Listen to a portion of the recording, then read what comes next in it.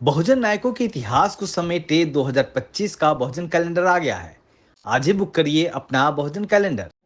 नमो बुद्धाय, जय भीम, जय भारत, जय संविधान, जोहार साथियों। एक तरफ संसद के अंदर अमित शाह डॉक्टर बाबा साहेब अम्बेडकर का अपमान कर रहे हैं और दूसरी तरफ दिल्ली के पूर्व मुख्यमंत्री आम आदमी पार्टी के संयोजक ने एक आर्टिफिशियल इंटेलिजेंस से एक वीडियो बनवाया है जिसमें वो डॉक्टर बाबा साहेब अम्बेडकर के सामने खड़े होकर कह रहे हैं कि डॉक्टर बाबा साहेब अम्बेडकर, मुझे शक्ति दीजिए, आशीर्वाद दीजिए ताकि मैं आपका अपमान और संविधान का अपमान करने वालों के खिलाफ संघर्ष कर सकूं।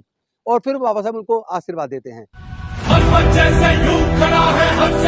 मुझे शक्ति दीजिए बाबा साहेब, ताकि मैं उन लोगों से लड़ सकूं जो आपका और आपके संविधान का अपमान करते हैं।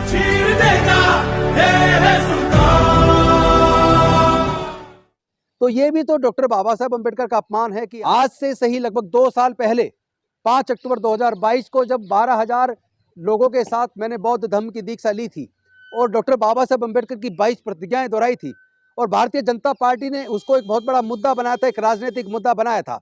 गुजरात चुनाव के लिए भारतीय जनता पार्टी ने मुद्दा बनाया, लेकिन तब मेरे साथ आम आदमी पार्टी के मुखिया अरविंद केजरीवाल या कोई भी नेता मेरे साथ समर्थन में खड़ा नहीं हुआ। खड़ा होना तो दूर की बात है, एक ट्वीट तक नहीं किया। तो आप अगर डॉक्टर बाबा साहेब अम्बेडकर को सम्मान करना चाहते हैं तो कम से कम एक ट्वीट के माध्यम से ही मेरा साथ ही दे देते। और आज एक फर्जी वीडियो बनाकर कि बाबा साहेब अम्बेडकर मुझे शक्ति दें ताकि मैं लड़ सकूं और आशीर्वाद ले रहे हैं, ये गलत है। दोहरा चरित्र चलेगा नहीं।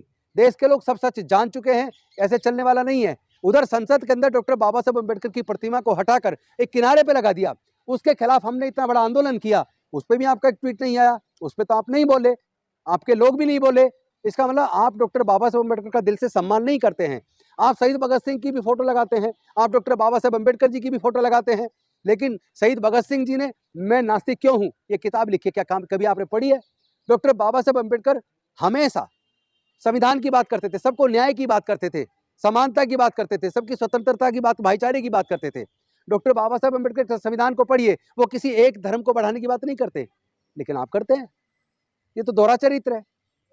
डॉक्टर बाबा साहेब अम्बेडकर अंधविश्वास पाखंडवाद के खिलाफ आर्टिकल 51 इंडियन कॉन्स्टिट्यूशन में कहते हैं साइंटिफिक टेम्परामेंट होना चाहिए, यानी लोगों का, भारत के नागरिकों का वैज्ञानिक दृष्टिकोण होना चाहिए। लेकिन क्या आप वैज्ञानिक दृष्टिकोण को मानते हैं? ना आप शहीद भगत सिंह जी को मानते हैं, ना उनकी विचारधारा को मानते हैं, ना आप डॉक्टर बाबा साहेब अम्बेडकर को मानते हैं, ना उनकी विचारधारा को मानते हैं। क्योंकि आप ही के इंजीनियरिंग कॉलेज, लॉ कॉलेज और IP university, doctor Ambedkar university की आप जाके पढ़ाई की फीस देखिए। एक बच्चे की पढ़ाई का, इंजीनियरिंग का, लॉ का खर्चा 15 लाख से 20 लाख रुपया है।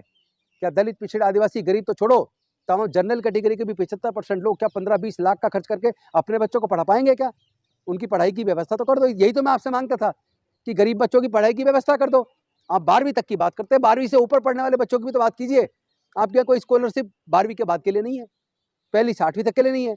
जय भी मुख्यमंत्री प्रतिभा विकास योजना बंद पड़ी है, जबकि आपने अब से 1-1.5 महीने पहले बाकायदा प्रेस कॉन्फ्रेंस करके कहा था कि मैं उसको चालू कर रहा हूँ। आज दिल्ली सरकार ने एक बहुत महत्वपूर्ण फैसला लिया है और मैं दिल्ली के दलित समाज के लिए, एसटी समाज के लिए, ओबीसी समाज के लिए, ईडब्ल्यूएस वालों के लिए एक बहुत अच्छी खुशखबरी लेके आया हूँ। दिल्ली में हमने 2017 में स्कीम चालू की थी, मुख्यमंत्री जय भीम योजना। लेकिन आज मुझे बेहद खुशी है पूरे दलित समाज को, ओबीसी समाज को, ईडब्ल्यूएस, हमारे गरीब भाइयों को बताते हुए कि आपके बच्चों के लिए आज दिल्ली सरकार ने इस स्कीम को दोबारा चालू कर दिया है।